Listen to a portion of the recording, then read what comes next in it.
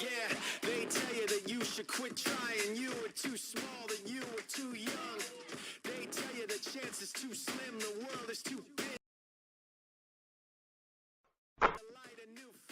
What up? Early stream today. Obviously, it's trade deadline day. I wanted to do a little stream, probably for just the last hour. This trade deadline that's gonna happen. I do have something at 3 o'clock my time, so I'm not gonna be able to just stream until the game tonight. But I want to hear your thoughts. What's going on? Obviously, the Kevin Durant trade happened, and we can talk about that. But I want to hear what you guys are thinking, because this rumor about Zach is actually pretty interesting right now. I want to hear your thoughts on it, and kind of see what you guys are thinking about it, because I don't know about y'all, but I mean, I'm a person that has always been saying that I think the Bulls should be keeping Zach around, unless obviously a great deal comes through. And right now, at least from the variations of this deal that I've been seeing, right? And I'm gonna go ahead and pull up some of the potential rumors that's been going around, and like some of the deals that are being drawn up here. And I gotta tell you, man, Bulls fans are ridiculous. Bulls fans are really stupid when it comes to this sort of stuff. And I can't believe that I'm seeing some Bulls fans. They're drawing up these trades and they don't even involve a pick. And I'm like, what are you looking at? But I want to pull this up, and then we can discuss what potentially could happen here. And then is it worth it? Is it at the end of the day, is this good enough? But here's what's going on. Okay, this is what's been potentially rumored. I'm gonna keep my notifications open here because there's just stuff flooding in right now. But this deal right now potentially for Zach is, again, this has not been reported by Woj or Shams or Casey Johnson. So to me, there is no legitimate source coming from all this, but clearly something's going on. But when it comes to like the terms of everything, I don't really know who to really trust on this one, because again, like there's no one that has tweeted any of this out to me that is trustworthy. But this is what's been potentially rumored. Would be Chicago is getting in return for Zach would be Evan Fournier, Derrick Rose, Quentin Grimes, Obi Toppin, and 3 first-round picks for obviously Zach and Goran Dragic. Obviously, to me, just right off the bat, I'm looking at this. I'm like, I need RJ Barrett. I just straight up, I need RJ Barrett in this sort of deal. But then obviously, you know, we're seeing stuff like this. Like, who knows? I don't really know what's going on. But to me, right now, what I have personally drawn up is this. This is what I have said. If the New York Knicks and the Bulls are actually going to do this sort of deal, if I'm trading LaVine right now, then I need RJ, I need Grimes, I would hopefully get Obi Toppin. If not, then, you know, we'll figure it out. But then I need 3 unprotected first-round picks from the New York Knicks. To me, it's like it's 3 or we're not doing this deal. I see Unstoppable. I'm not the biggest fan of RJ Barrett either. That's the thing. It's like, to me, RJ, he's not really a guy that I'm too interested in. I'm actually like, I don't think Grimes is a better player necessarily, but I do think he's more intriguing overall. So I'm seeing this, and I'm not personally in love with it, but I also understand that there is a price when it comes to this sort of stuff. And if AK and Mark Eversley, if their price is being met, then fine, go ahead. I think that's fine. It's just I'm more upset at here's my biggest issue that I have right now. If the Bulls trade Zach and then they don't go on and trade DeRozan and they don't trade Vucevic, I don't know what to say about this front office, because that to me makes absolutely no damn sense. But here we are. Let's see.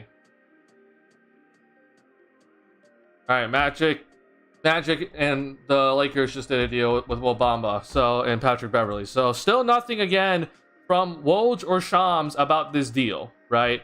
Still nothing. So if these two guys aren't saying anything about it, if Jake Fisher from Bleacher Report, Yahoo Sports is not saying anything about it, nothing from Chris Haynes has come out about this yet. but yet I'm getting Joe Coley, who we know has been a guy that has made up rumors before. Now, I do think that like he has some sort of legitimacy behind this rumor, but I don't think like I think what he then tends to do is really start to exaggerate this rumor, right? Into like, oh, they're very close on making a deal. And I don't trust Joe Coley when it comes to that. Again, Casey Johnson, who to me is the most reliable person when it comes to Bulls beat reporters and reporting information about the front office, has not said a word. Okay, if you're wondering about Casey Johnson, this dude has not said anything. He's been quiet for the past hour, and this is all he said is just that Patrick Williams is like, there's nothing, being said right now about P. Will. I'm like, okay, well, we knew this, right? So I'm just sitting here. I'm like, all right, if Casey Johnson's not saying anything, if nothing's coming from Woj or Shams, then I don't know what to say. I'm kind of just in the dark right now. So again, I do think that there is something happening. I'm not saying that something's going to go down, right? But I'm interested to see what is actually being offered and I don't want to keep seeing a bunch of these, accounts that clearly don't have sources draw up the trade, right? I think we as fans can obviously be like, hey, this could potentially be the offer, but let's not just say, according to sources, that this is the trade offer that is being told to me and my sources that I clearly don't have. Because there are too many of those accounts on Twitter right now that are like, yeah, I know the trade. This is what that's being discussed. So yeah, I don't know. I'm overall I'm kind of sitting here in the dark, but I want to hear you guys' thoughts on this deal. Do you like it? Do you hate it? Personally, I'm not the biggest fan of it, but if we do get those 3 first-round picks and RJ and Grimes, I can accept it. But I don't think the Knicks are going to do that. I truly don't. So to me, this to me is just not much of a rumor again until I see Woj Shams or Casey Johnson report about it. But we can always discuss what is the potential of something like this going down. You guys said the same thing. DeMar better be next if true. Yeah, like if the Bulls trade Zach, then DeMar DeRozan has to go. And then I did give it a caveat. Like if the Bulls trade Zach and they're not looking to trade DeMar DeRozan, then they better be going after another All-Star immediately. And I don't know who that is, right? I don't know who's available. Like Damian Lillard's clearly not available right now. So I don't really know who exactly will be the next All-Star to be available for the Bulls to go after immediately, right? And obviously they're running out of time. If they're going to do this Zach trade, they're not going to have enough time to then go do another trade to get that All-Star, right? So to me, I'm thinking to myself, like, if this trade goes down, then I'm guessing the rest of the season they're just going to play it out as is, and then they're going to go trade DeMar DeRozan in the offseason. That's my guess, right? I don't know. So I'm very interested to see what this Bulls front office is thinking if this trade goes down. I think it's Alex. I'm gonna guess you think that Alex might be involved potentially.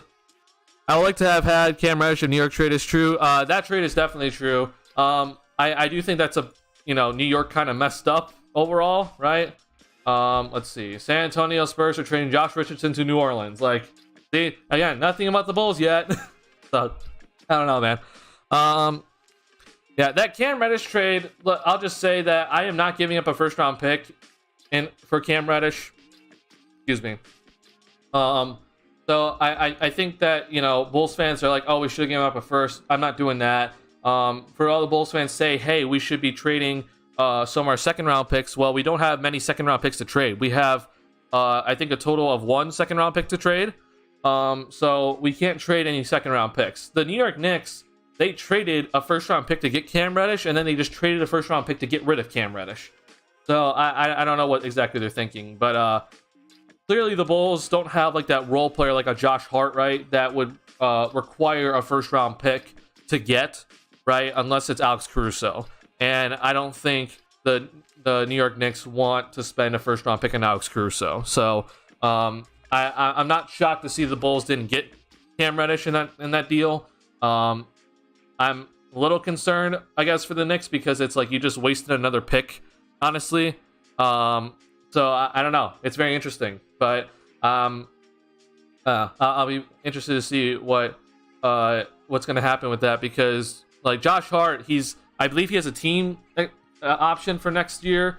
So that team option I think is like I think that's the reason why it's a little bit better for the Knicks. But if he's not officially like 100% coming back, that to me is like an L. Like, you just traded a first round pick for a guy that's a rental, right? Which I don't think that's the case. But again, it's like, you better be making sure that Josh Hart is coming back next season, which I think he is. Let's see here.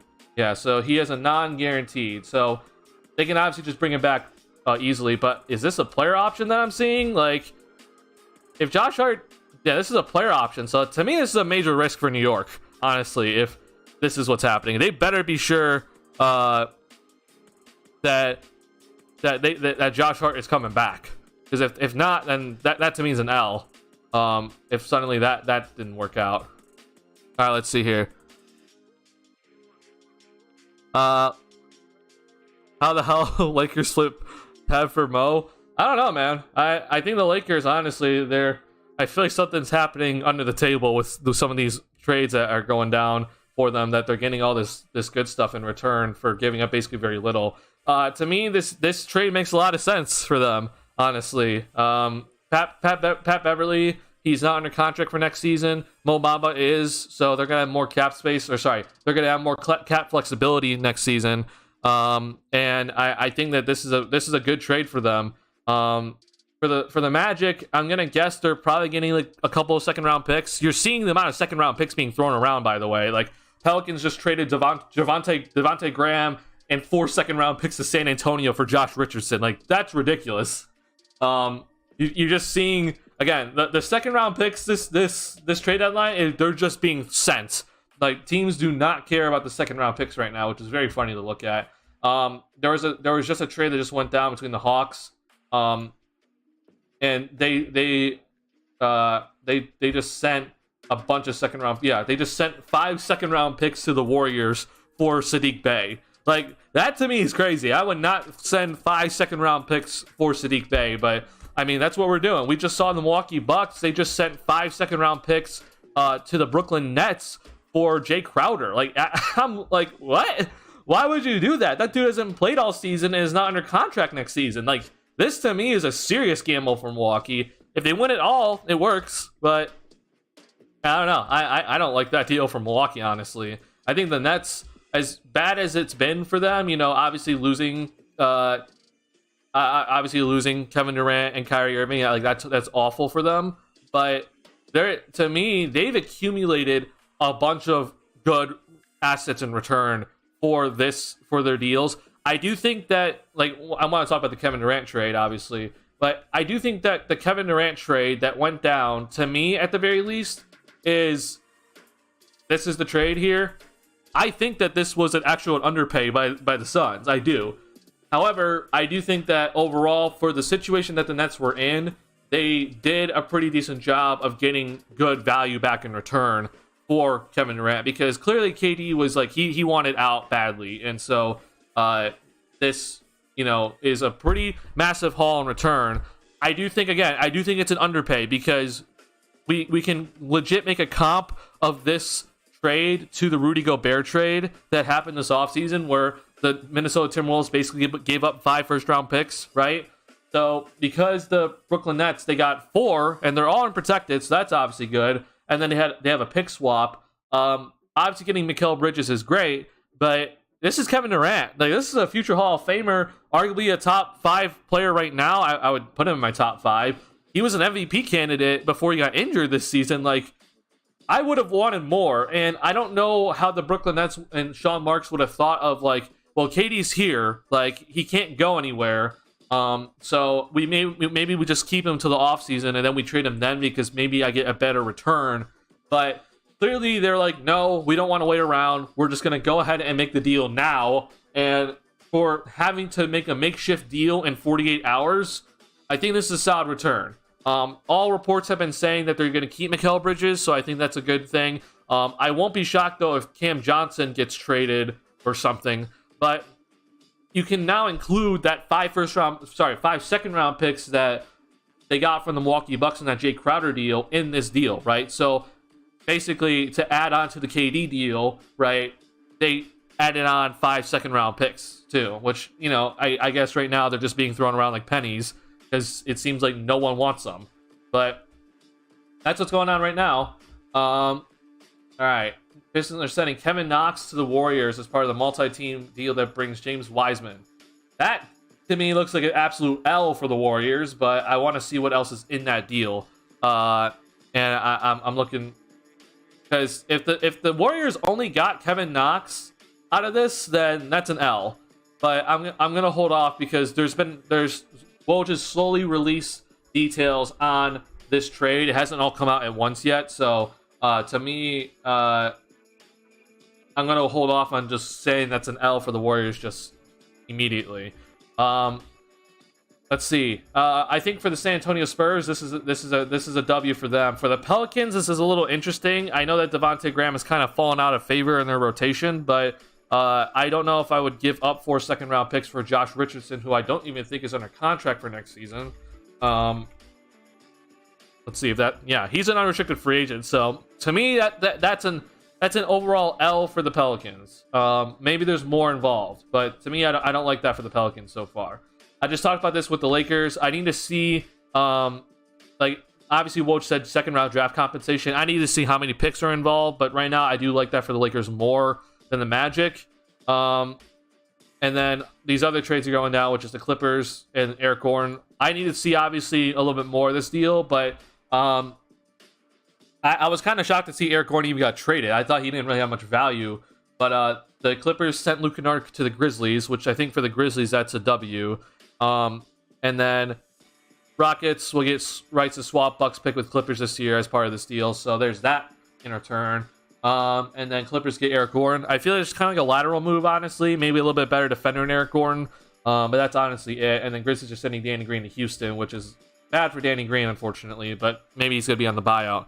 AK will talk to the media today. I can't wait. Yeah, I'm looking forward to that as well. I believe the time is 4:45, I'm not mistaken, is when he's going to talk to the media. So, yeah, I'm going to be very interested to hear what he has to say because we're probably going to get the political answer of, like, we believe in this team. We like where this team is going. Obviously, there's been some ups and downs this year, but we still believe in this team. We think Billy has done a good job. Like, I don't want to hear that, but I know it's coming, right? But I'm going to be interested to see what sort of questions are going to be asked to him, and then if he's actually going to give like an actual response in return. But yeah, I think that it'd be very interesting to see what AK says because that's going to be important to hear from him because again, we have not heard from him all season, which that's not abnormal. I'll say like that's not abnormal compared to other franchises. All right, but he has overall been extremely quiet still. So. I'm obviously, taking that into consideration. Other moves, obviously the Sadiq Bey thing happened. I don't like this for Atlanta, honestly, but that's happening. Bones Highland is getting traded to the Clippers. I actually like this deal for the Clippers.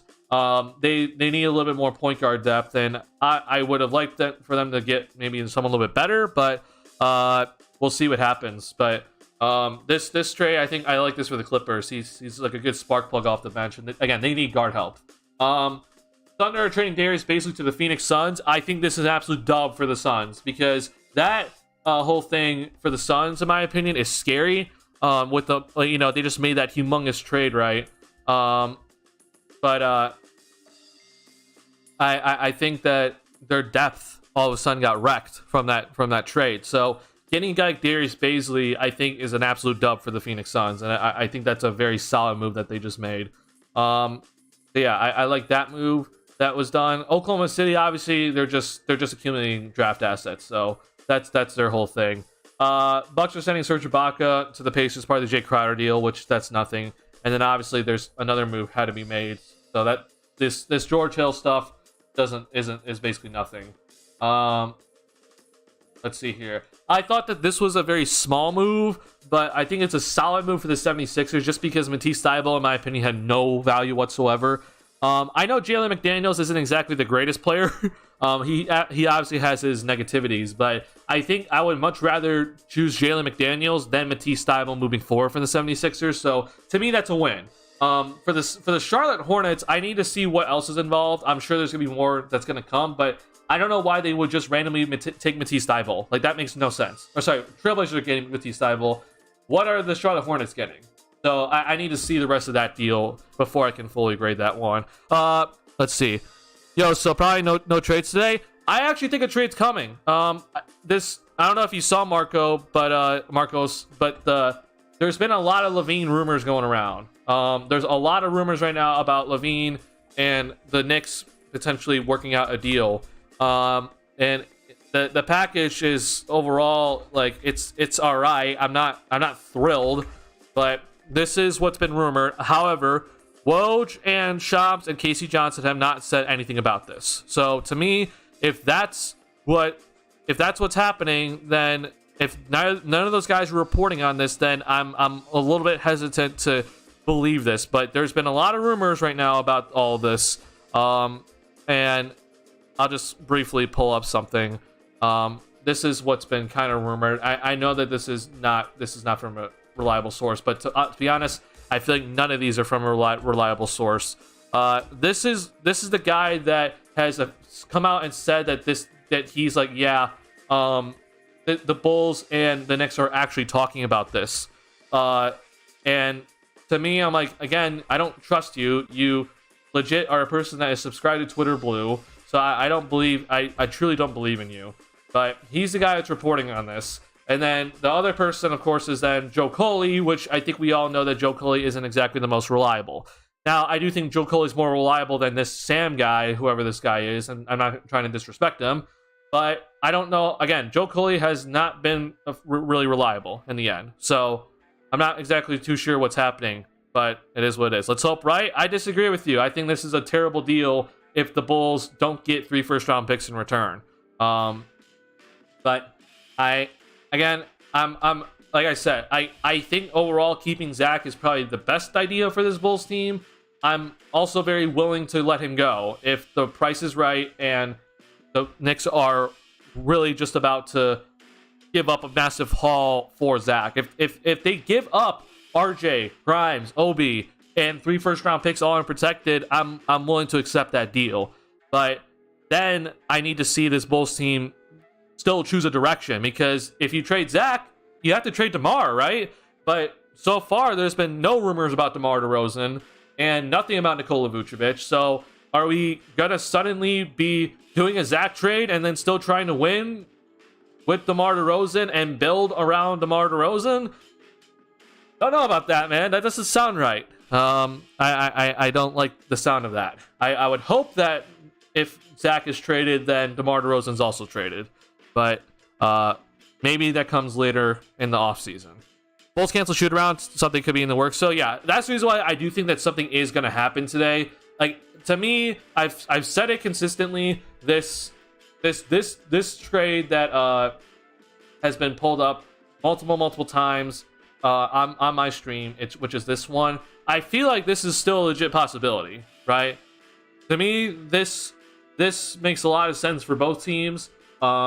The 76ers, they made one trade today. They still haven't figured out their backup center situation. So if they still haven't figured this out, then to me, this could be a legit possibility. And then canceling shoot around today, to me, is also very interesting. So I'll be very interested to see if this does go down. But Steph drew this up. I like it. I think the team should consider it. And I do think that this could be like a buzzer beater at the deadline.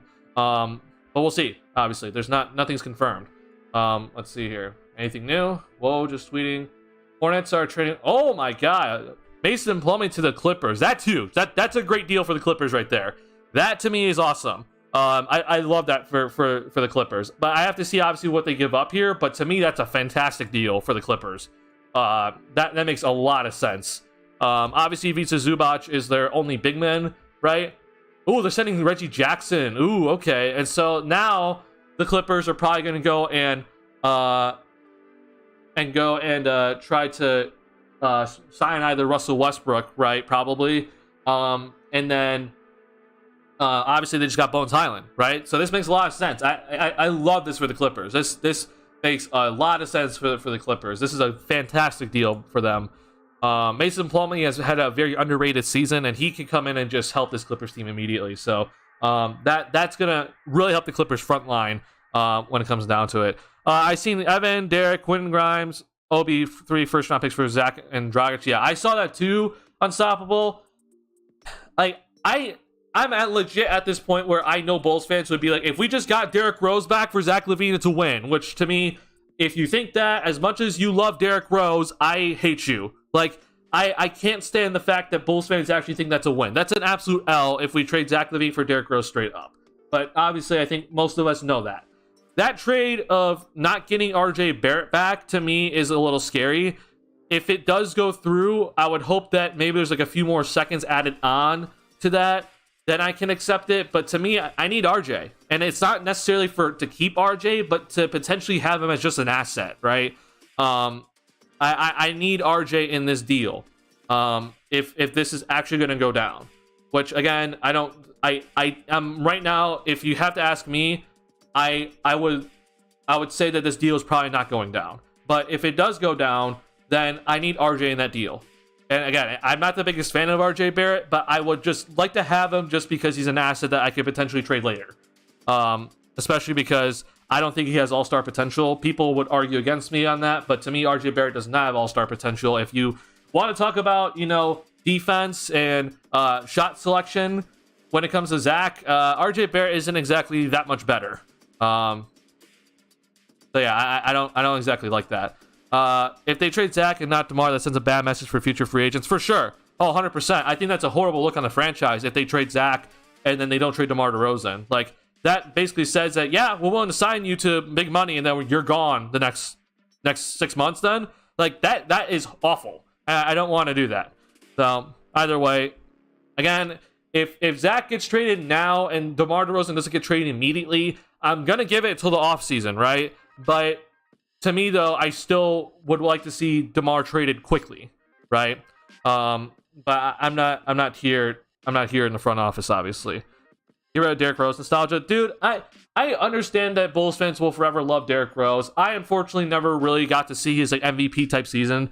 But we have to understand, like, just like with Joakim Noah and just like with Luol Deng when they were on their last legs of their career, they're just not worth it. Like, they're not worth it at all. And maybe Derrick Rose is a part of this Zach LaVine deal, but obviously he's not the main portion of the Zach LaVine deal, right?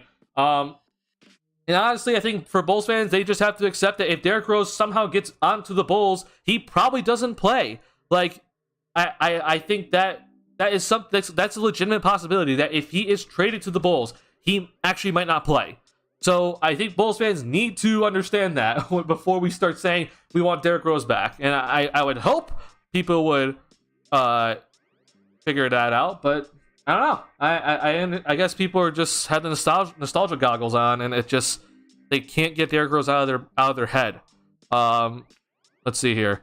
What's going on, Patrick? Those picks are the weird part, right? The picks to me isn't exactly that difficult. To me, I just like the New York Knicks. They have a ton of picks, right? So to me, it's like, I think if you're the New York Knicks, you have to give up 3. Like, there is nothing that you can really convince the Bulls otherwise. If you don't give up 3, you're not getting this trade. And the thing with the Knicks is, like, they have picks. Like, they have Mavericks picks, they have other teams picks, they have picks. So, like, to me, the picks shouldn't be the weird part. To me, the weird part is how much the Knicks are going to be willing to give up their young core. And I don't really see it happening. I feel like they're going to be like, no, we're not going to give up Obi Toppin, we're not going to give up Quentin Grimes or whatever it is, right? Let's see here. I really hope this trade doesn't happen, but I don't think it will. Yeah, I'm leaning right now, as I sit here right now, to me, I'm leaning towards that this is not going to happen. We are currently 15 minutes away from the deadline, so we're gonna see here. But yeah, to me, this is a deal that is not going to happen. The reason why is that Woj and Shams have not reported anything on it, and I've been checking in on Casey Johnson consistently, and he has not said a word. Okay, so if Casey Johnson does not say anything, to me, that there's not much to it. I know Joe Coley has been reporting on this, but again, Joe Coley is not exactly trustworthy. LaVine before DeRozan or Vooch would be stupid. So it's not necessarily stupid if they trade all 3 of them, but if we're only trading Zach, then it's stupid. Like, to me, it makes no sense. Again, the only caveat is if they're actually going out and getting another all-star immediately, I can see this working. But if they're not going to do that, then I don't know why we're doing this, right? That's the only thing, right? Trade DeMar now, try to get a generational talent. That's what I would do, but obviously I'm not in Bulls front office. Who do you think won the KD trade? I just went over this like briefly, but I'll say this. Obviously, the big winners are the Phoenix Suns. Okay, I think the obvious big winners are the Phoenix Suns because they have Kevin Durant. They just traded for a Hall of Famer. Like that, obviously, is huge. But I will say this: I do think that the Phoenix Suns underpaid. Like they actually underpaid in this sort of situation. And the only reason why I say that is because I think if the Brooklyn Nets actually waited until the offseason, they could have gotten a better deal. But in comparison to this deal to the Rudy Gobert trade, right? The Timberwolves gave up 5 first-round picks. The Nets gave up 4 and a pick swap, right? So, in which you can say it's 5. But to me, it's like if Rudy Gobert is getting traded for 5, then I would want more for KD. I would want extra pick swaps. I would, want to see if I can snag extra seconds, right? But obviously, Mikal Bridges is a huge part of this deal, and Mikal Bridges should not be, completely just thrown away in this deal. He's a fantastic player, but to me, the Phoenix Suns won this. I think they actually underpaid for Kevin Durant, and they are now, in my opinion, they're now the favorites in the West. I mean, I know the Denver Nuggets they're looking great, but to me, the Phoenix Suns, if they don't win it this year, then I feel like everyone should be put to shame. Obviously, injuries could happen, but if they don't win it this year, like, I don't know what to tell Chris Paul. Like, I would move Chris Paul immediately if I was the Suns then, because clearly you can't win a championship with Chris Paul somehow. So, I'm if they don't win it this year, like, that is just the biggest L in the Phoenix franchise history, and they don't have a championship. Like, I would be shocked if they don't win it all this year, but, injuries do happen, so I throw that caveat in it, but, yeah. Also here, Bulls might buy out Westbrook. So, yeah, the buyout thing is if Russell Westbrook's going to Utah, and the buyout situation is basically Russell Westbrook buys himself out of his contract, so he'll have to give up some money to the Utah Jazz, and then the Jazz will waive him, okay? Now, this rumor about the Bulls potentially being interested in Russell Westbrook, I am very much opposed to this, and I'm going to explain to you guys why. I understand the Bulls need a point guard, okay? I'm very much aware right now that the Bulls need a point guard. I have continued to say this, but what I can't get over is this. Analytically, right now, the Bulls are not a good team. They don't shoot enough threes. They take too many mid-range shots. They're posting up too often, okay? Analytically, it's not a good team right now in terms of shot selection, okay? Which is the reason why I'm like, I would keep Zach, because analytically, he takes the right shots. So, getting like Russell Westbrook for a team that already shoots mid-range and doesn't have three-point shooting, it doesn't make sense. You're just adding more analytically bad shots to the shot selection. So it just makes no sense whatsoever. I would hope the Bulls don't go after Russell Westbrook. And I'm going to hope that other teams put in a bid higher than Russell Westbrook. Because the Bulls are not going to the luxury tax. So that, at the very least, gives me some sort of comfort that the Bulls are not getting Russell Westbrook. The other person is John Wall. I also don't like John Wall because he's also a mid-range heavy shooter, doesn't shoot the three, is not a good three-point shooter, and he's been injured all season. Like, he can't stay healthy. If I had to choose between the two, I would choose Wall, but that's only because I feel like he can push the tempo and really, really, really help the playmaking in the half court. But that's it. Like, I don't see any other value in John Wall. I feel like his good defensive days, if he ever had any, are over. Obviously, he's not a three-point shooter. And if he's not playmaking at that high of a level, and obviously if he's not healthy, then there's no reason to have John Wall. So, I don't know. I'm not thrilled with either of those guys, but we're gonna really see. Yeah,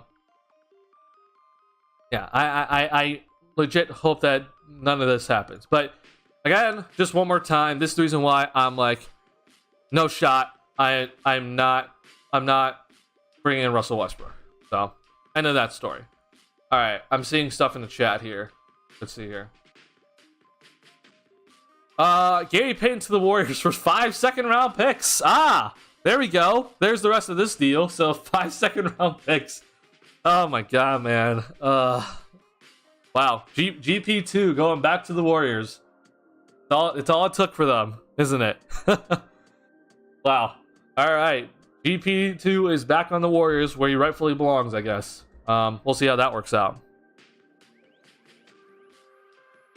Yeah, it's 5 second rounders. It's nuts. It's honestly nuts. I do think it's crazy what we're seeing right now. Again, these second round picks are being thrown around like pennies. I'm shocked at how many second round picks we're seeing.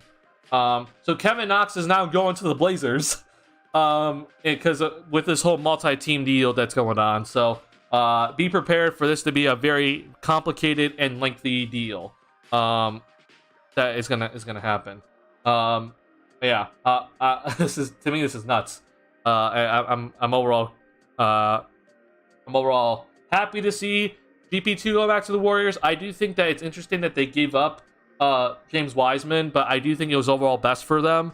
They need to give up James Wiseman to kind of figure things out moving forward. And I think getting GP2 is obviously a very solid asset in return. Obviously, he won a championship with them last season, so I like this now. Because if the Warriors are getting Kevin Knox, that's an L. But now that's turned into GP2. Obviously, then we gotta figure out the rest of the deal. But to me, now I'm thinking the Warriors did a good job with this, and they got a solid player in return that's going to help them tremendously. Let's see. So if we don't move Vooch, what do you think happens to him after this season? So if we don't move Vooch, I think one of two things is going to happen.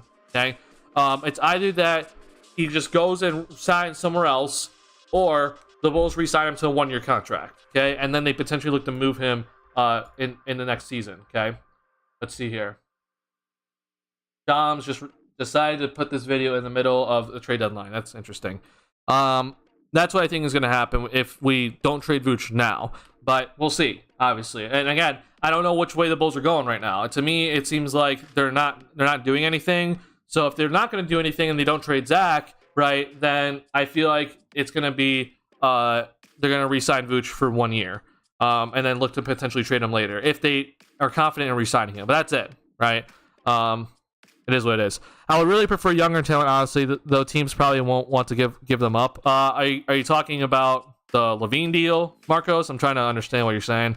But yeah, I would, if the Bulls are trading Zach, to me that's signal rebuild, okay?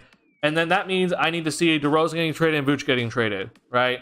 But if that's happening, then I am in agreement with you that the Bulls need to get young talent, right? And to me, RJ Barrett is not necessarily that young. Like I believe he's 22, if I'm not mistaken.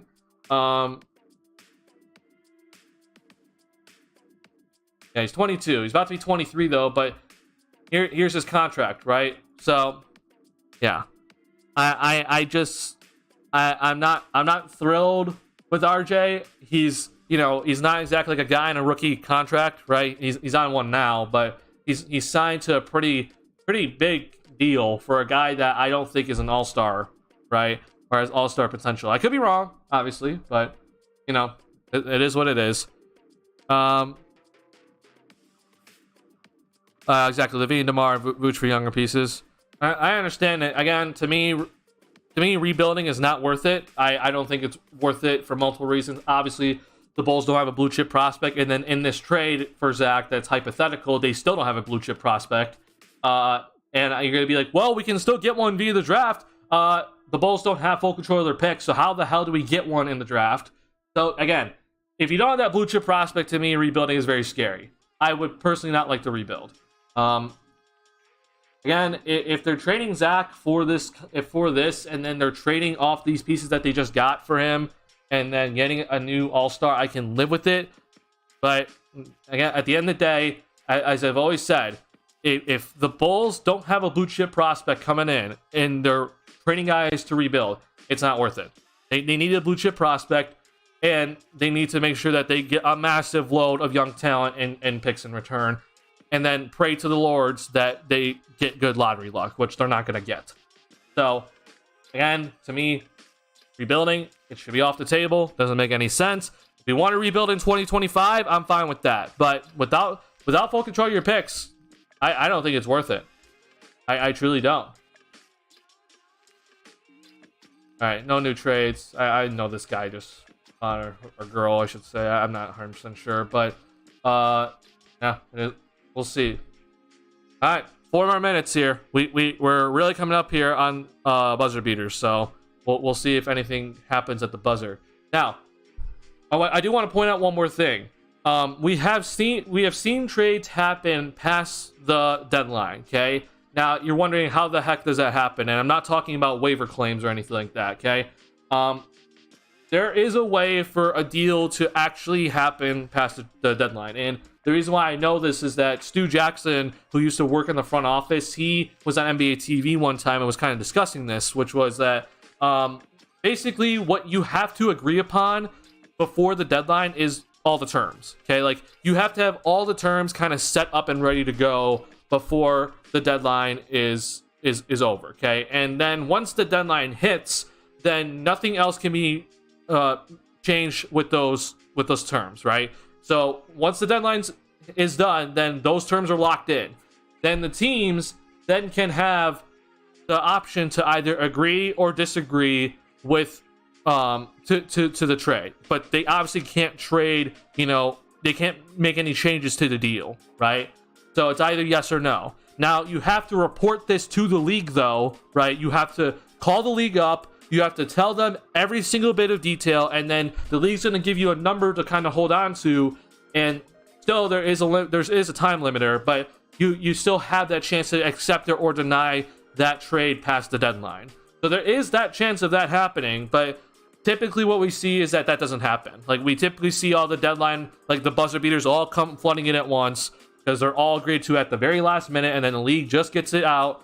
So I expect some sort of buzzer beater type stuff to come on in, but not a major crazy stuff. And there's a bunch of all these changes going on to their terms. So let's just keep that in mind when it comes to the deadline here. But obviously we're a minute away here, so I'm just gonna be refreshing this consistently. And then once I feel like everything's kind of over, then I want to talk about some of the trades that has gone down, and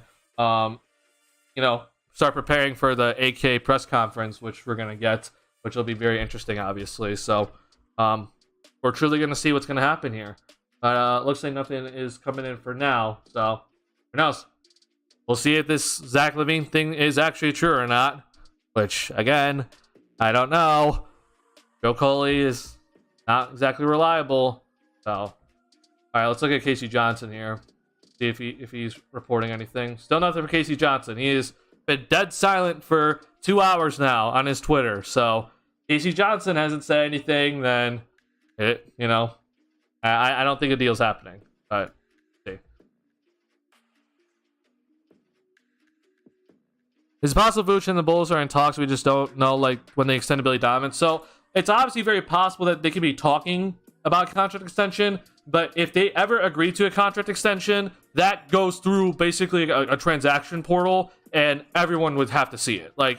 This isn't something that the Bulls could just suddenly get away with secretly, and no one would know, right? And Vooch has already come out and said multiple times that he has not gotten a contract extension. He has come out and said to the media multiple times that nothing has happened with him and his contract. So, just know that nothing has happened in terms of Vooch's contract. Okay, nothing has happened right now.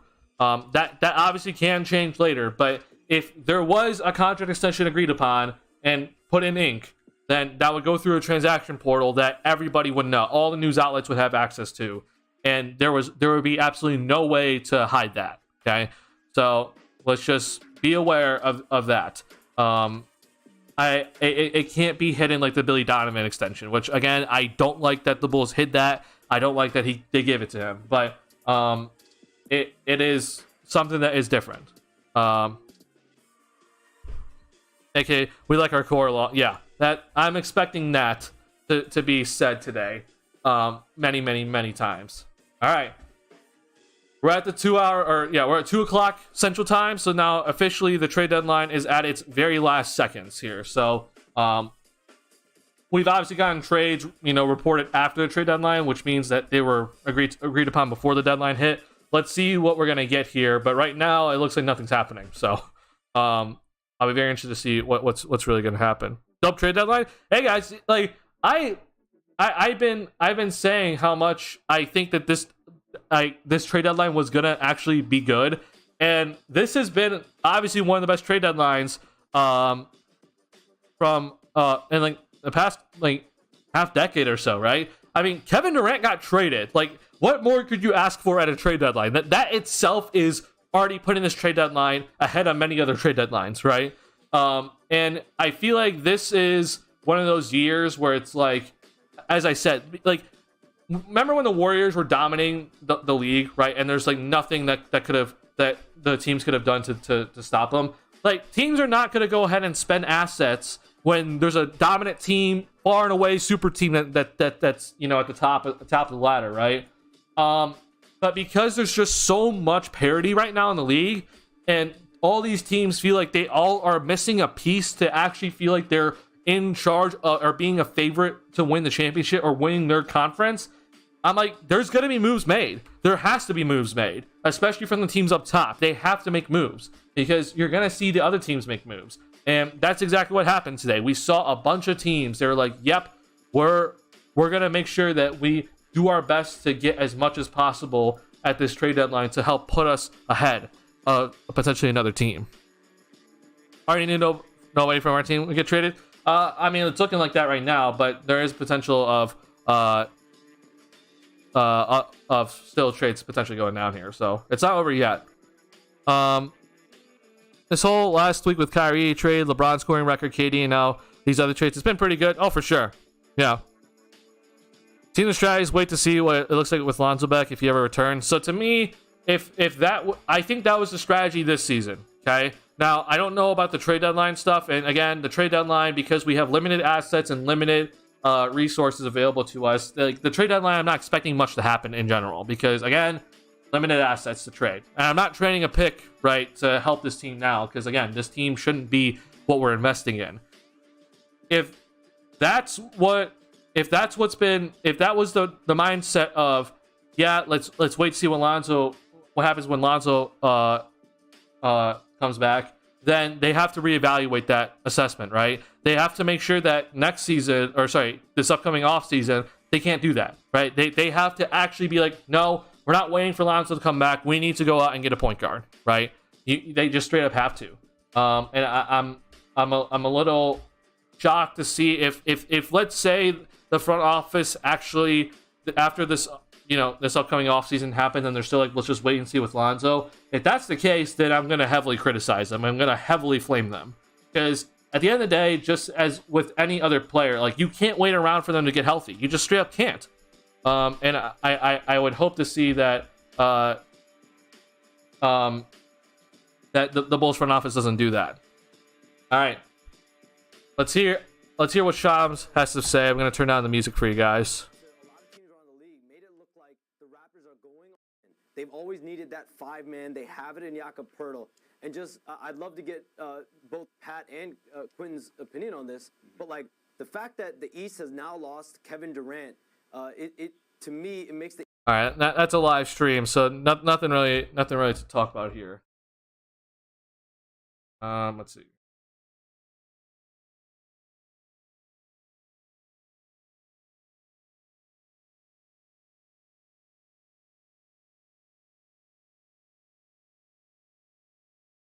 All right, still nothing yet. Again, we have seen deals come in after the trade deadline, obviously, and it's just because they're getting reported at that moment. So nothing right now, but right now we're 5 minutes past the deadline, and so far it's been basically no buzzer beater. So I'm actually kind of shocked to see that.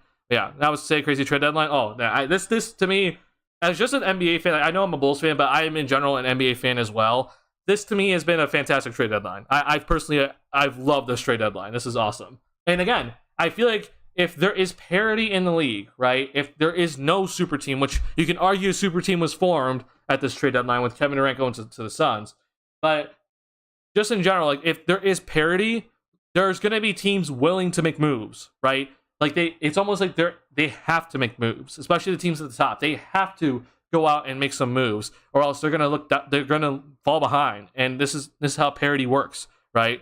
So I like the fact that there is a lot of parity in this league right now, and if this can continue for future seasons, the NBA is in good hands. Okay, I truly hated the whole Warriors regime when they had KD with them. Like I hated that. I hated it. Because again, it just, you see teams, they're not willing to make moves, right? They're just not going to do anything, right?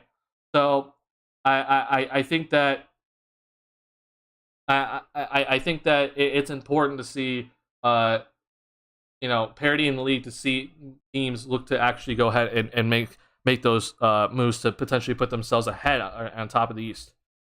All right. Cavs and Heat with no moves. Yeah, that's also shocking. I thought the Cavs 100% would make a move.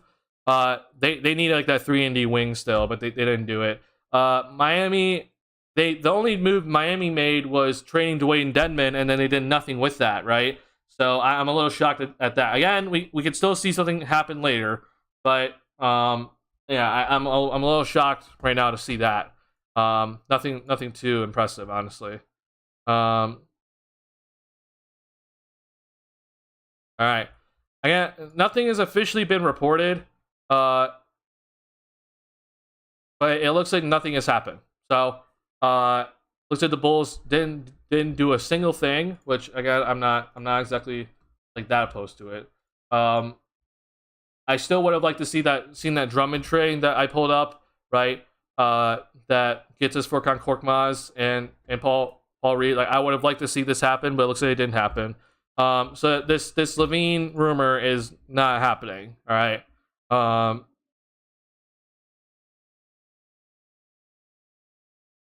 right. Here's Ian Beagley. This is a guy that is actually trustworthy when it comes to the Knicks. Okay. And he said that the Knicks communicated, it's not happening. All right. So we can just really just 100% be like, all right, it's over. With the Lisa Zach stuff. Again, as I said earlier, there could be trades that do happen that are agreed upon, or that are agreed upon after the deadline is passed. As I just explained earlier, but I don't see that typically happening. That is typically that's not typically what they do. But yeah, we're gonna see if that is gonna happen. Yeah, but Bulls made no decisions, or sorry, made no trades. It's not the worst thing in the world, in my opinion. Obviously, I think, as we're seeing, a lot of people are pissed off about it, which, I get it. But I think that in the end, we're gonna see a lot of stuff, more movement come towards the off season, right? That's why it's important to be aware of, like, we can't be eating into our future assets at this trade deadline. That's the last thing we need to do. All right, let's see here.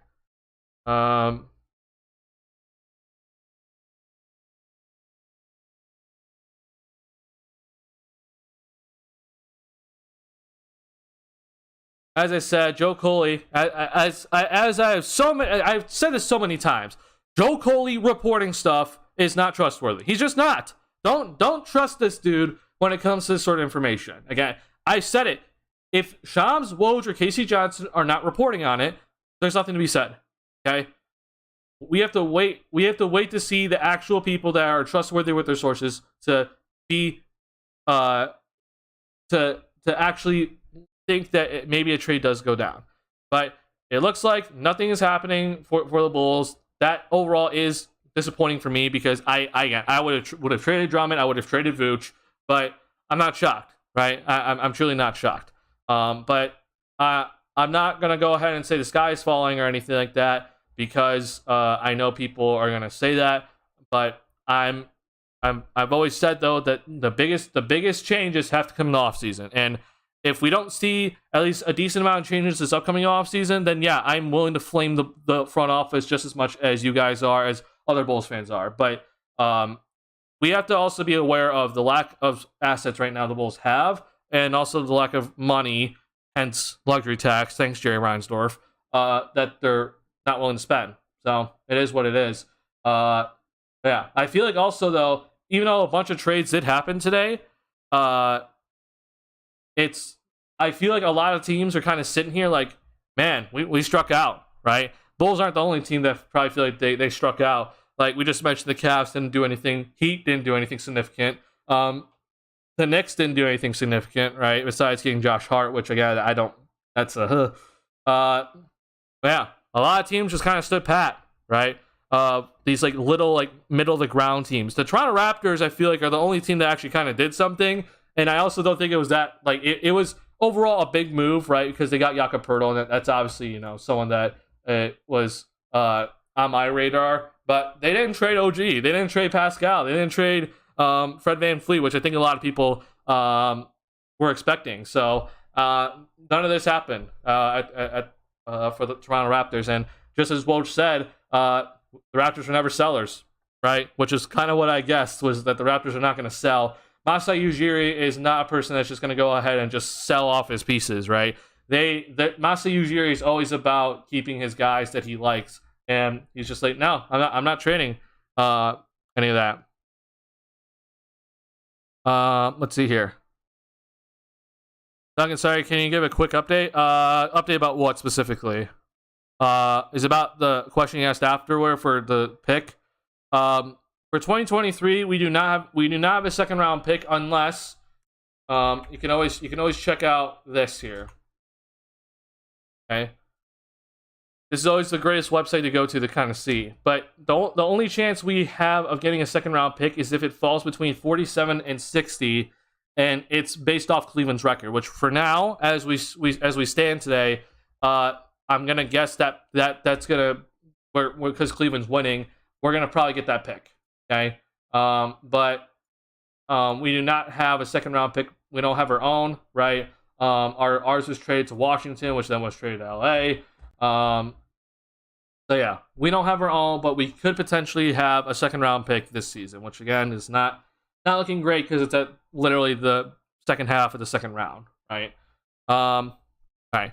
Wonder why they canceled shoot around? I'm also wondering why. They honestly, again, we're gonna hear they could have been close to a deal. They didn't want to go through shoot around because we saw how many times yesterday where guys were warming up yesterday and then suddenly they're pulled off the court for the trades. It happens, right? So yeah, I don't know. Not too sure. Let's see here. What do you think about Pearl back to the Raptors? Does a traditional center fix their problem? So I think a center that is defensive oriented and can pass really well, it fixes part of their issues, right? One of the biggest issues for the Toronto Raptors is the fact that they play small and then they're playing Pascal Siakam at the 5 or even Scotty Barnes at the 5, right? And they truly don't have a big man that can go ahead and rebound the ball effectively and also give good rim protection, right? Because the Raptors defense is heavily reliant on the switching. That's, you need to have options, right? So because they don't want to keep continuously switching and, they want to play Pascal at the 4, right? They decided to go and get Jakob Poeltl, which to me, I think helps them a lot. Does it fix every bit of their issue? No. I still think that even with Fred VanVleet there, they need another guy, like another point guard or a playmaker at the guard position, because they're just kind of one of those teams filled with a bunch of wings that are also kind of misfits, right? So to maximize that, you need to have that playmaking point guard. But for the Raptors, they did not, trade for Fred VanVleet, and they didn't get a point guard. So it's not all their issues are fixed, but they definitely got better today for sure. Or sorry, that was last night. That wasn't even today. I completely forgot about the Poeltl trade actually because the KD trade happened right after it, and that was nuts. Let's see here. Bulls cancel shoot around. Yeah, the Bulls canceled shoot around this morning. I don't know why, honestly. Nothing was really said about it. They just canceled shoot around. So, which again, I would just assume that maybe something does happen then. But obviously, right now, nothing's happening. So. As of right now, the Bulls did not make any moves, so I don't know why we canceled shoot around. Honestly, Bulls are taking on the Nets tonight, so canceling shoot around isn't exactly the greatest thing in the world. Surprised VanVleet or OG weren't moved. I was surprised too. Yeah, I think I thought that Fred VanVleet would get moved. I think OG, because of the asking price for OG, let's talk about that. People talk about, well, the Bulls are talking to other teams about Caruso, or the Raptors are talking to other teams about OG Anunoby. And, you hear like, oh, 2 first-round picks for Caruso and 3 first-round picks for OG. Like, I honestly think that's the Raptors and the Bulls telling the opposing teams, hey, this is our price. We're willing to give them up if you're going to trade that, if you're going to give that to us. But if not, then that's it. Like, I don't think it's, oh, there's a team actually thinking about giving up all those assets and actually looking to acquire those guys. It's more so just they're calling in and being like, hey, what's the price on it? The team then gives the price. So I think with OG, there wasn't really much of, like, he's actually going to get moved. I truly think that wasn't a possibility. Now with Fred VanVleet, though, that's different. I feel like with Fred VanVleet, right, to me that's actually really solid because or that has a potential of actually happening because he's going to be unrestricted free agent after the season, and he's going to want some pretty significant money. Raptors might not be willing to pay all that money, hence then we'll go ahead and move him for something that will guarantee us assets for next season, right? And not play the, let's see if Fred VanVleet is going to re-sign game or not, right? So that to me made more sense if they traded Fred VanVleet, but they didn't do that, obviously. Yeah.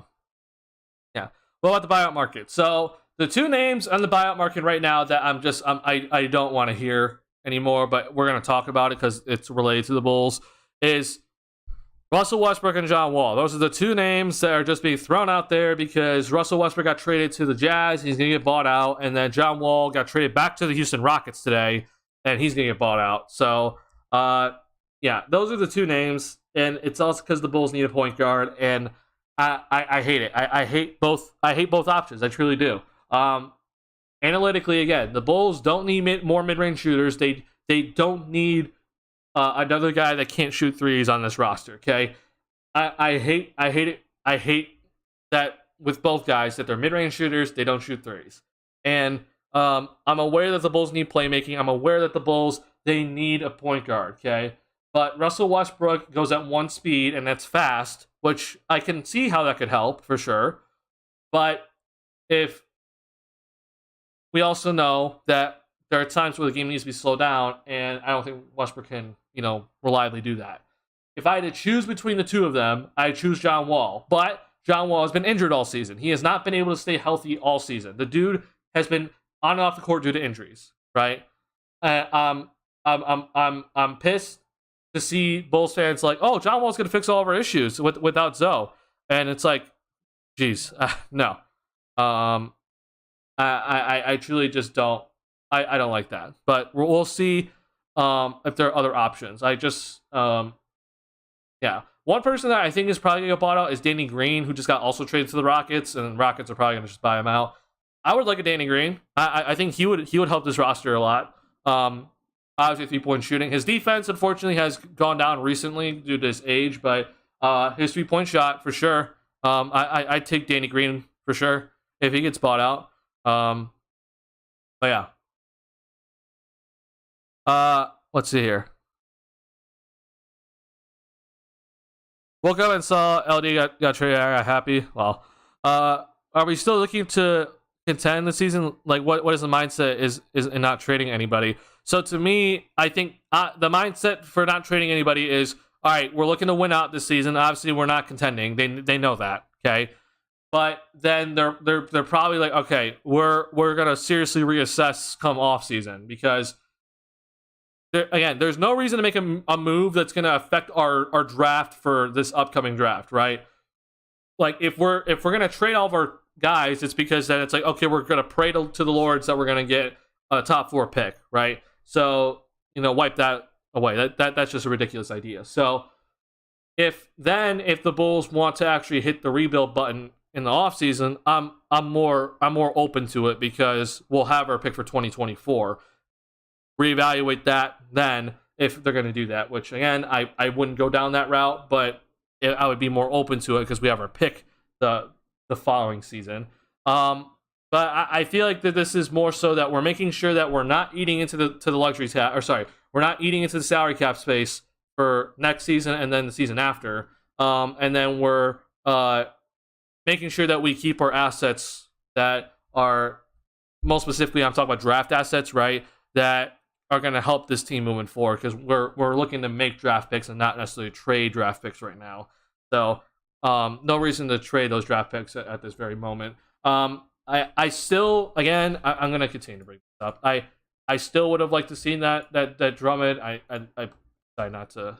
Of course, I didn't keep it, but I would like to see that Drummond deal for Korkmaz go down. But yeah, it's okay. Obviously, some things don't work out, right?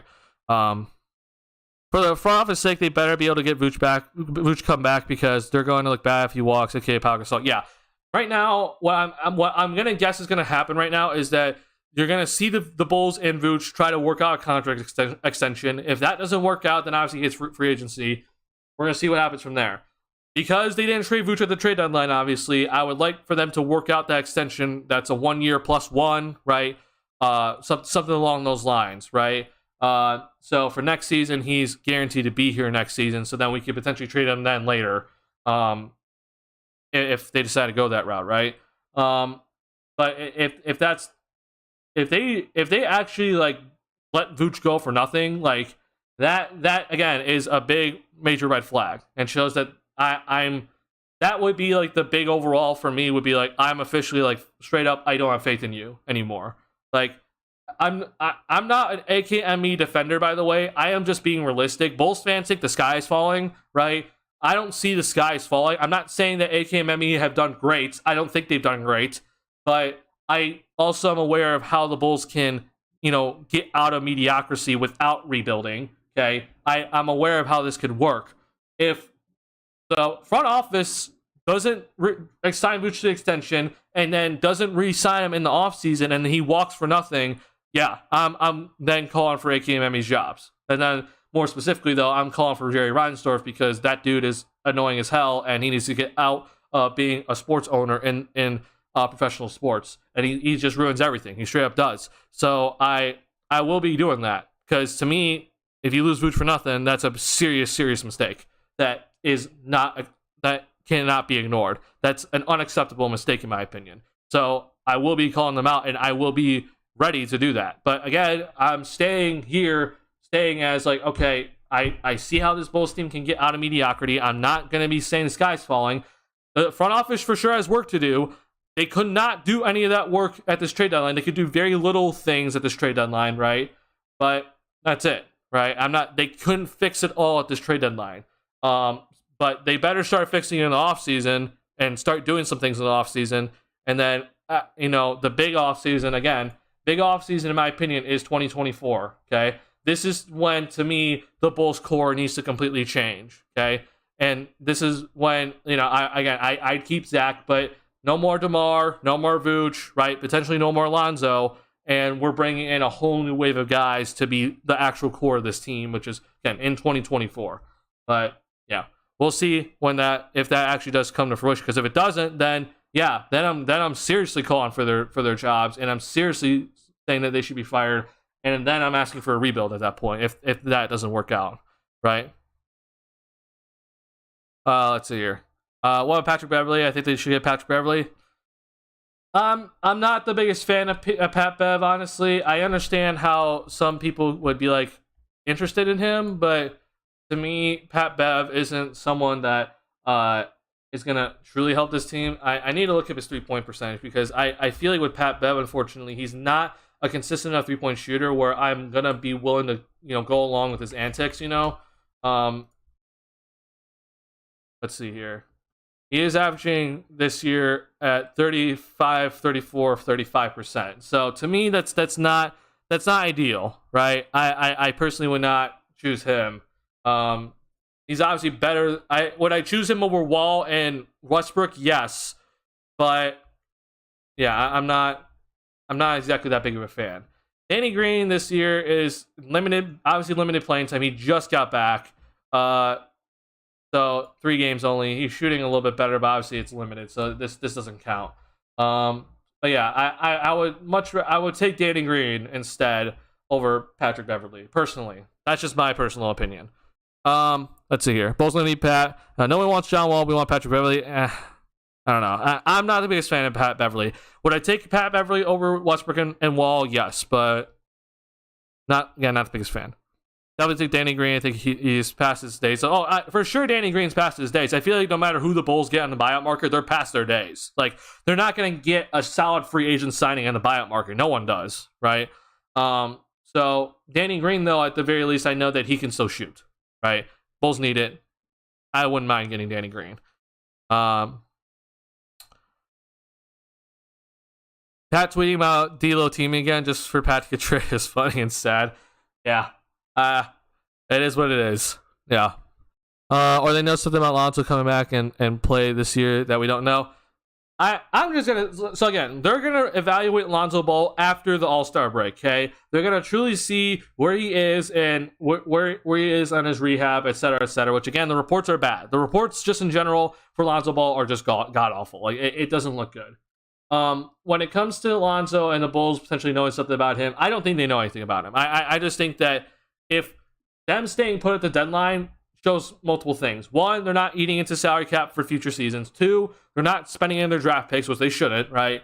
And then three, they probably tried to make a simple trade here and there, but opposing team said no, right? That's probably what happened.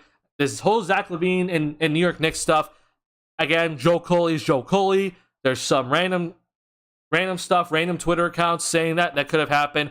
I don't believe it, okay? So whether you thought the Bulls should have done that trade or not, that's up to you. But to me, not the biggest fan of that package in return for Zach. So yeah, is it disappointing? For sure. I'm not happy. I'm not happy about this deadline for sure. But I'm also aware that if there was going to be any moves, it's going to be very simple moves. It's not going to be something that's going to dramatically change this team, right? The Bulls could have added a little bit of shooting. Like, that's honestly what I only think that they could have done, is just add a little bit of shooting. That's it, right? I wasn't expecting anything else, personally. So yeah, I mean, like I said, offseason is huge. If they don't do anything in the offseason, then yeah, I'm calling for their jobs. But, you know, I'm not gonna preemptively say that they're not gonna do anything in the offseason. So yeah, I'm willing to hold off on that. Yeah. Again, not full out AKME defender. I'm just being realistic with what has been done, right? They've made bad moves, but I also think they made good moves.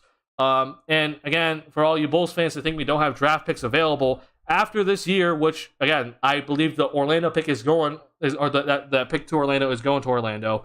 We're basically only down one pick, okay, which is that 2025 pick. That's it, right? That's all we're down. And then I keep saying that I believe Portland is gonna if the pick doesn't convey this year, I believe Portland's gonna uplift those protections on it, and then we get their pick. But again, we're only down one pick. Okay, so this whole stuff of like Bulls are down, blah blah blah blah. We don't have draft. Like, yeah, I'm not trading any more of the draft assets right now because this team is obviously not great, and I don't want to spend any more to help this team because you're just basically being a dead horse, right? But if come the offseason, though, and we see an opportunity, become available, then yeah, I would like to see them get aggressive again. But you're not going to get aggressive now because that's the opportunity clearly didn't present itself. So, yeah. Just something to keep in mind. I'm aware. I'm aware that this was disappointing. Yeah. All right.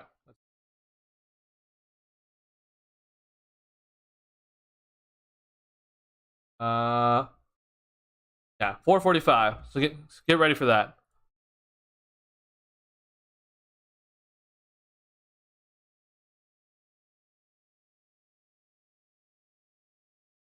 Only 2 Tuesday making any season. Yeah, Bulls are on. Yeah, welcome.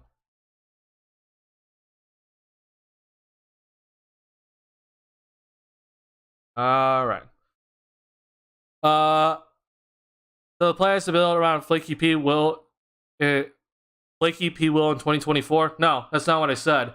The plan would be in 2024. You use your $75 million in cap space, and you go out and you go out and get the top premier free agents, right?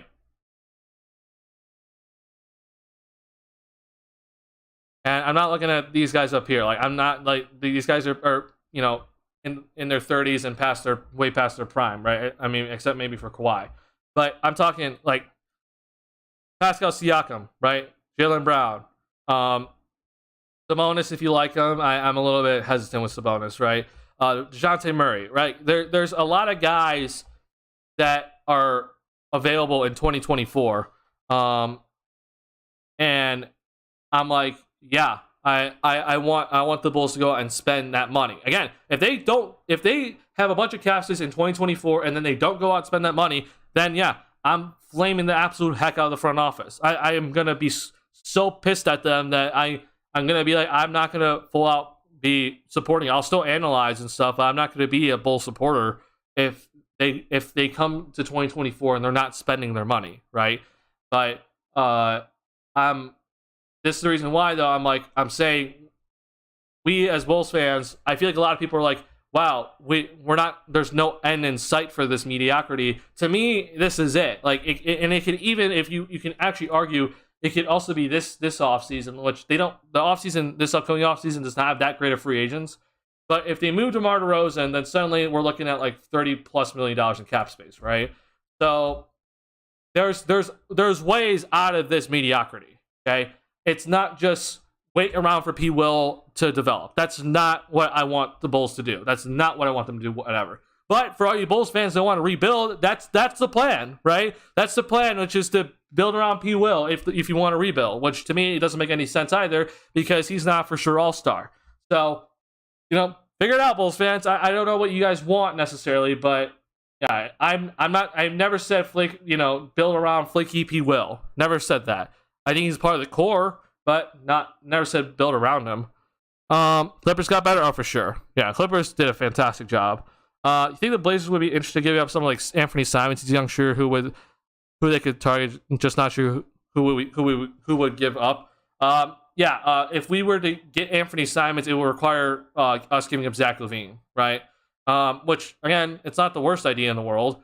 But for all you Bulls fans that say that Zach LaVine's a bad defender and takes too many threes and is too much of an ISO scorer and has bad shot selection and is obviously not a two-way player, then you're going to really love Anthony Simons because what he does is that he shoots a bunch of threes, is not a defender, is a smaller guard, and isolates and runs a bunch of pick and rolls. So I don't know if Bulls fans would like that, but I feel like that'd be the only way, right? Well, I did not know his value was that high. Yeah, Anthony Simons' value has significantly rose this season. Like, the dude is having a phenomenal season in general, right? I mean, we're looking at 22 points per game, and he's been a very efficient three-point shooter, right? So yeah. If the Bulls were to try to just get him without trading Zach or DeMar, I guess maybe a Patrick Williams and some other combination of guys and a bunch of picks could get him, but I would think that Portland would be more so to trade Anthony to get better now and not trade Anthony to kind of reset, right? I don't think that's what Portland would like to do with Anthony Simons. I mean, the dude is 23 years old this season. He's overall very young, and he's having a very solid year. So I don't think like Anthony Simons is up for sale. Like, I feel like if they're gonna trade Anthony Simons, it's to buy like an all-star, right? What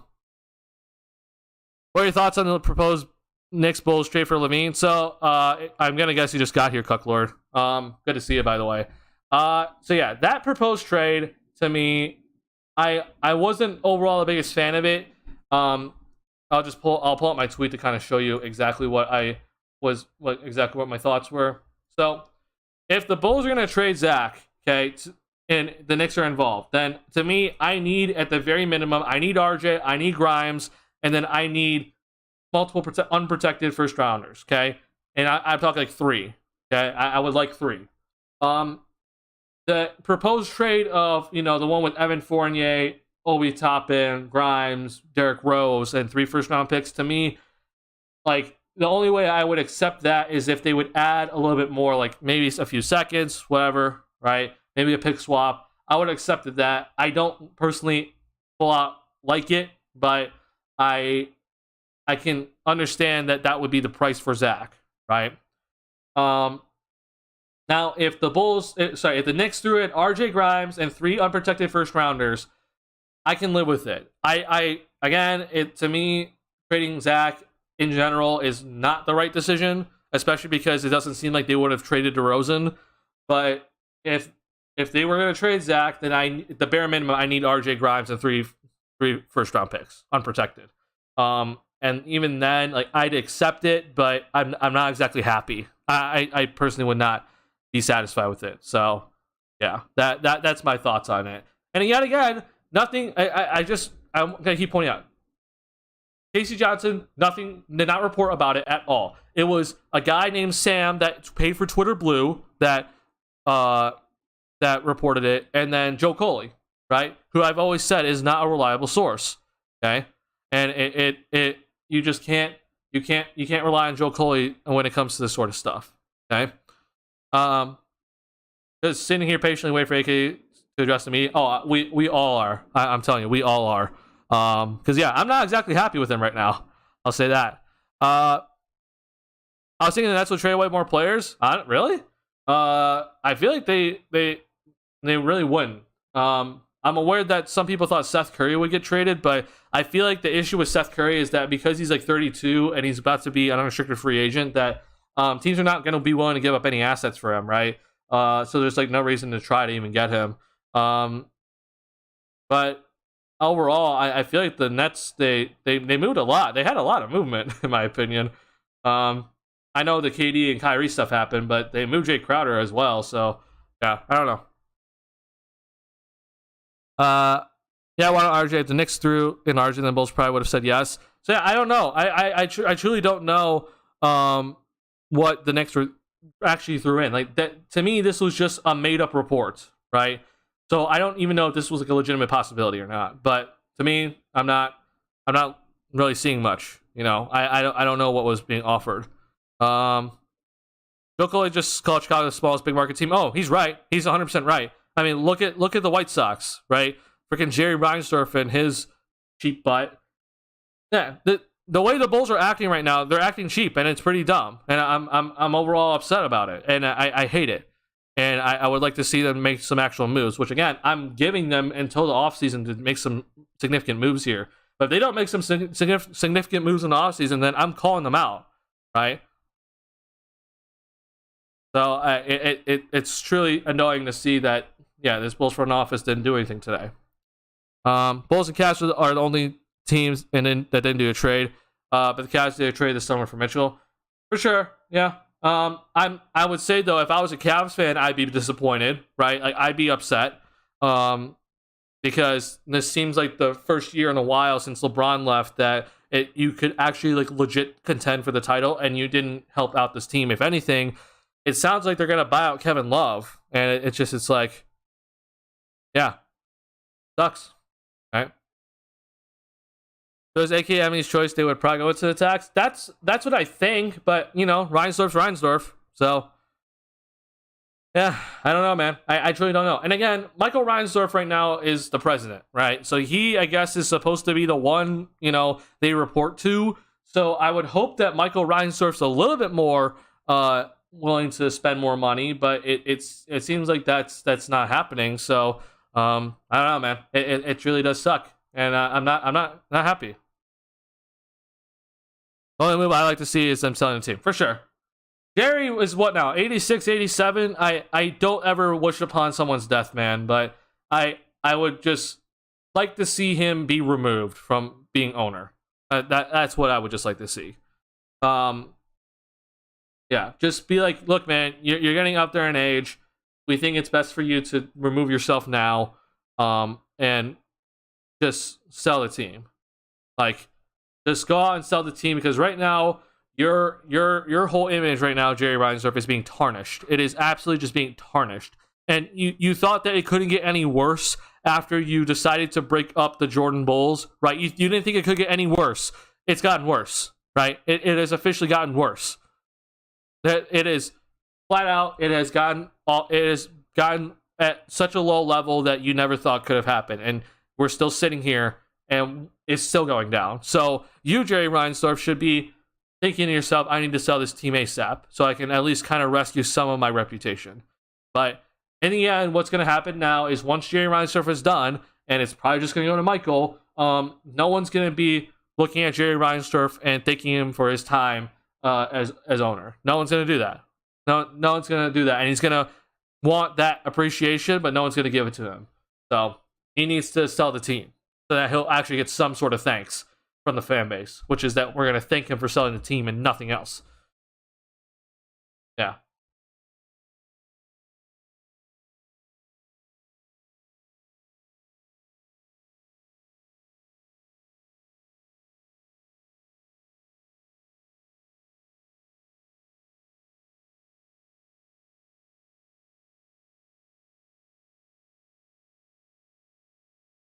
Okay. Zach Lowe, I don't know how much you trust Zach Lowe here, but this was reported. Toronto Raptors wanted Terrence Mann and a deal for Fred VanVleet. I don't know how legit that is, but to me that's a little too much for the Clippers to give up. So that makes sense that they didn't trade for Fred VanVleet. Right.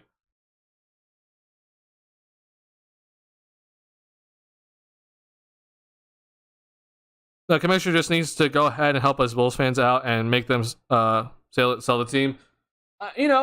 I wish Adam Silver could do that, but I feel like Adam Silver is, all about making sure that the owners are happy, right? He's not about the owners, coming in and saying, hey, I don't like the way you're running things, or hey, the way that you do things around here is unacceptable. Like, even with the whole Phoenix Suns stuff, like, I did not like how that all went down with the Phoenix Suns. I thought Adam Silver was being light on Robert Sarver. Like, I didn't like the punishment. I didn't like anything. I just, the way that it all went down was garbage. To see how Adam Silver punished, quote unquote, Robert Sarver. He didn't ask him to sell the team, right? So to me, Adam Silver is never going to do that. But yeah, I wish he could do that, but he's just not. He's not going to do that. And I'm annoyed that that's something that Adam Silver has fallen into, right? Because at the end of the day, Adam Silver only cares about the owners. He doesn't care about the players, right? He just wants owners to feel satisfied, right? That's all they truly care about, right? Where's the trade deadline? Suns, Mavs, Lakers, Clippers. Heard Jeff Bezos wants to be an owner. Yeah, I do believe Jeff Bezos wants to be an owner. I feel like the issue with Jeff Bezos is that he wants to buy a team for cheap, right? And then, just skyrocket that team's value. The issue is that you're not going to get an NBA team for cheap, right? And I guarantee you he's not going to go and try to go after one of the small markets, right? So if he truly wants a big market team, he has to pay up. But I don't think he's willing to do such a thing. Yeah. All right. When is the trade deadline? Suns, Mavericks, Lakers, Clippers. So yeah, I agree with that, Kuckler. I agree that so far with what I've seen, yeah, for sure the Phoenix Suns. The Phoenix Suns, they've straight up in all the chaos that has happened at the trade deadline. Phoenix Suns, in my opinion, won the trade deadline. You got Kevin Durant. That, right? Just straight up great, right? You can't beat that. I don't care how much you gave up. And in all honesty, I feel like the Phoenix Suns underpaid for Kevin Durant. But there's only so much you can give a team, right? There's only so many picks you can give. So to me, this was absolutely a big dub for the Phoenix Suns, and I feel like no one else should get any higher grade than Phoenix at the trade deadline. You said the Mavericks. I think getting Kyrie Irving is, in general, a good trade. My issue, though, is that you just traded a very future asset for Kyrie Irving, who is not guaranteed to stay here, right? So if he leaves this upcoming free agency, right, that's a massive L by the Mavericks, right? But for now, because how much Kyrie's going to help the Mavericks, I'm going to put them in the W category. But that's just for now, because that could easily turn into an L for the Mavericks. Just saying. Lakers for sure won this because they fleeced, in my opinion, the Utah Jazz, but I don't know what's happening. They got Russell, they got Vanderbilt, they got Malik Malik Beasley. They got Mo Bamba. They also got a few seconds in return as well. Obviously, Rui Hachimura was a trade that happened earlier. Yeah, Lakers did a phenomenal job with only giving up one first-round pick, and that's all. They got all that in return. That's great. Now, I don't think this puts the Lakers as a contender whatsoever. I think that the Lakers are not at a contending level right now, and I'm not even looking at the Phoenix Suns. I don't think the Lakers beat Dallas still, but I do think that it gives them a much better chance of making the playoffs now, especially if they go into that playing game, right? I think they can make the playoffs, but it's not going to go far, in my opinion. I don't have faith that those moves suddenly made the Lakers a top tier team in the West. I'm aware of how well LeBron is playing and how AD is back and Westbrook is gone, but no, I'm not exactly thrilled. Or I'm not thrilled to the point where I'm like, oh, Lakers, Western Conference Finals.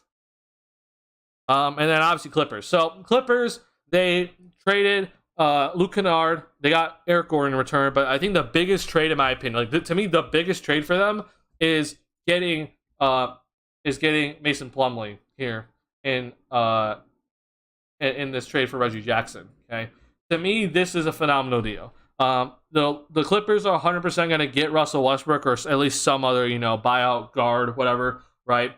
They traded for Bones Highland, so there's your point guard to replace Reggie Jackson. Right? But getting Mason Plumlee, I think, is huge for them because if Ivica Zubac is their only big man, and then adding in Mason Plumlee, whether he starts, comes off the bench, I don't really care. The Clippers just needed a rim protector, and Mason Plumlee has had quietly a very solid season, and I think that this is a very solid trade for the Clippers. Obviously, I need to see what the Charlotte Hornets get in return for me to kind of grade this one, but to me, just in general, with the players involved, not looking at the picks, Mason Plumlee to the Clippers is just a great move by the Clippers. But yeah, obviously though, I think I saw the joke earlier in chat. But we've seen this Clippers team, they fail to meet expectations so many times. So, great job making that move. I would hope that you are willing to go out and perform up to your level, right? And meet expectations for once, because the Clippers have just not met expectations since Kawhi Leonard and Paul George have gotten there. So I would hope that happens, but I don't know, man. I don't know. But just in terms of what the trades they made, I'm very happy for the Clippers. Yeah. In terms of out east, like I don't really think that there was any trade out east that I'm like, oh, bona fide dub for this team. Like straight up, put it in W. The teams that made trades today between the top teams, right, for the Eastern Conference, to me, the Boston Celtics won it, and that was just because they got Mike Muscala for basically nothing. Like, that's it. The Milwaukee Bucks, they traded 5 first-round picks for Jay Crowder, which to me, that doesn't make much sense. And the 76ers, the only trade that they did was sending Matisse Thybulle to the Portland Trailblazers, and they got Jalen McDaniels in return, which, he's all right. But I do think the 76ers won the trade, but it's not that big of a move. So yeah, I don't know if I can even say that there was like a winning team out east, except maybe for Brooklyn, just because of what you did. But even then, I can kind of consider an L. No, sorry, 5 second-round picks. 5 second-round picks for Jay Crowder, not 5 first-round picks. 5 second-round picks. Sorry if I said first-rounders. Yeah, I don't know. Maybe the Raptors. Like, I guess the Raptors getting Jakob Poeltl is a good move for them for sure. Josh Hart to the Knicks doesn't seem significant enough for me to be like, yeah, good move, guys. No. Kyrie single-handedly broke the Nets' big 3 up by not wanting to get vaccinated. I think there was more behind the scenes going on, Cucklord, than just the vaccination stuff, but that was definitely part of it, for sure. Lakers easy first-round exit, I agree. Clippers must be happy to have an owner willing to spend money. Yeah, I mean, I would love Steve Ballmer to be the owner of the Bulls. I would love it. He just lets the front office do their thing. He's willing to spend the money. He's engaged, and goes to every single game. Like, we'll love that. But, Bates to talk seems like a W. Uh, I'll say that is a W, but like it's not a significant enough move for me to be like, yeah, that's the team is ending the trade deadline as a W team, right? That, yeah, maybe it's a decent move, but that to me isn't significant enough. Hawks basically, in my opinion, just did nothing, right? They didn't do anything, and I do think Sadiq Bey is going to help them in a sense, but not enough to the point where I'm like, yeah, that's a big, that's a big thing. And you can see here with the betting how much the Phoenix Suns have just moved up in the betting odds this season. Wow, insane. All right, am I missing anything? Pelicans made that simple move to get Josh Richardson, and they traded 4 second-round picks and Devontae Graham. I don't like that move personally. I truly think that was a weird move, but that's not gonna play too hard. Yeah, not not a big fan of that. I think the Golden State Warriors getting Gary Payton the second back was solid. But again, I'm not gonna put them, up in the categories of the Clippers, Mavericks, Lakers, and Suns, obviously. So, Trailblazers to me, I have to look overall what they did, but to me, that was not that great of a trade deadline for them. So, not sure. Yeah, I don't know, man. I feel like that's honestly it for the trade deadline.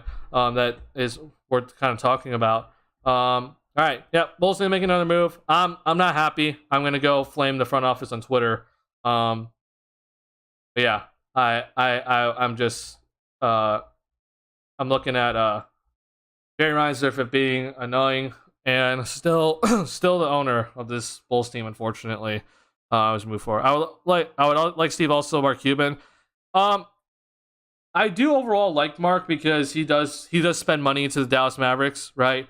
I do think, unfortunately, like, Mark is a little bit too engaged with some of the decision making in a sense. I think that's just kind of my issue. It's like, I don't want an owner making decisions. Like, I just want the owner to be like, okay, you reported to me. It's a yes. I'm willing to spend the money. That's all I want the owner to do. But we all know that that's not how it goes in the NBA. That's not how owners work. They want to make some sort of decision.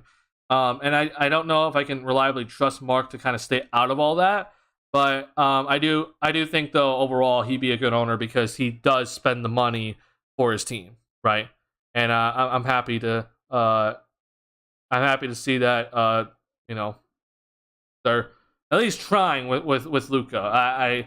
You can argue, though, that they didn't spend the money in the offseason because they didn't re-sign Jalen Brunson, right? Which is really coming back to haunt them right now. So, take it as whatever you want it to be. Yeah, hoping for a new Bulls owner, but disappointing trade deadline for the Bulls. Obviously, I wasn't expecting anything significant on again. I wasn't expecting a significant move to happen. I wanted that simple Drummond for Korkmaz and Paul Reed trade to go down, and maybe some other move too, but that didn't happen. So I'm disappointed. But yeah, all eyes are on AK at 4:45 tonight. And it's all on off season now. The Bulls front office better be making some moves in this offseason, or else then I am really gonna flame them hard for not doing anything, and not looking to actually improve this team, and they're just trying to sell tickets, which won't be shocked if that's the case because it is Jerry Reinsdorf at the end of the day. All right, I appreciate you guys hanging out with me. I do have to run, but thank you guys hanging out with me for this little trade deadline stuff. I would appreciate if you hit that like button on the stream. It helps me out a lot. If you're new to the channel, make sure you hit that subscribe button. And as always, guys, this is the Bulls team that continues to let us down. Woohoo! Yay! I'll still be doing analysis, still be doing content for us this season, even though that this Bulls team is unfortunately owned by Jerry Reinsdorf. But that's it, guys. Peace. Have a good one. I'll see you tonight after the Bulls versus Nets game.